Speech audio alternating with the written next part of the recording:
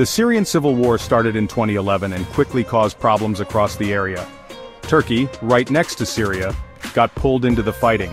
At first, Turkey helped groups who wanted to remove Syria's leader, Bashar al-Assad. This help started with money and supplies, and then Turkey even set up a temporary Syrian government in Istanbul in 2013. Turkey's leader at the time, Recep Tayyip Erdogan, hoped for a Syria after Assad that would be friendly with Turkey. This temporary government led by Ghassan Hiddo was supposed to make that happen. Turkey gave a lot of money to this government, paying for its work, salaries, and even helping local groups in areas controlled by those against Assad. But things in Syria were much more complicated than anyone thought. Many different armed groups, each with their own goals, started fighting each other.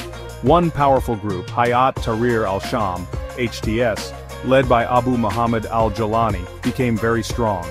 HTS, which came from a group linked to al-Qaeda, quickly took over land in northwestern Syria. Turkey's plan to support the temporary government became harder, because HTS was getting stronger and controlling more of Syria. Al-Jawlani, who had fought against US forces in Iraq, was a clever and tough leader. He made HTS seem separate from al-Qaeda, saying it was more about Syria. This worked, and many Syrians, who were tired of the fighting and other groups not doing well, joined HTS.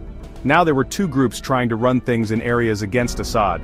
One was the temporary government supported by Turkey, but mostly in Istanbul, and not really in charge in Syria. The other was HTS, which acted like a real government, providing services, making its own rules, and even collecting taxes. These two groups started fighting each other.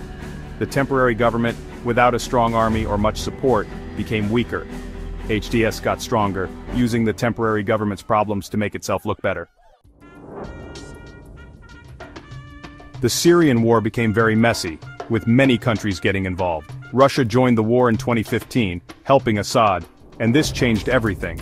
Iran, another friend of Assad, also helped with money and soldiers. Turkey had to deal with a tricky situation. At first, Turkey wanted Assad gone, but then it became more worried about Kurdish groups in northern Syria.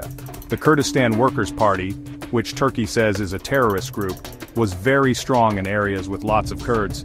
Turkey attacked northern Syria to fight these Kurdish groups, which it saw as dangerous. These attacks, while winning some small battles, made the war even more complicated. The Syrian war now had many different groups, each with its own goals. The Syrian war caused a huge problem, forcing many people to leave their homes. Turkey, being close to Syria, took in the most refugees. This created big problems for Turkey. It put a strain on resources, caused tension between people, and became a big political issue. At first, Turkey welcomed the refugees, giving them help and support. But over time, people's feelings changed. Money problems, worries about refugees fitting in, and safety concerns made some people in Turkey angry at the refugees. The refugees also caused problems between Turkey and the European Union. Turkey said the EU wasn't helping enough with the refugees. The EU criticized Turkey for how it treated the refugees and its human rights record. The Syrian war has had a big impact on many countries, not just Syria, and will continue to affect Turkey, the area, and the world for a long time.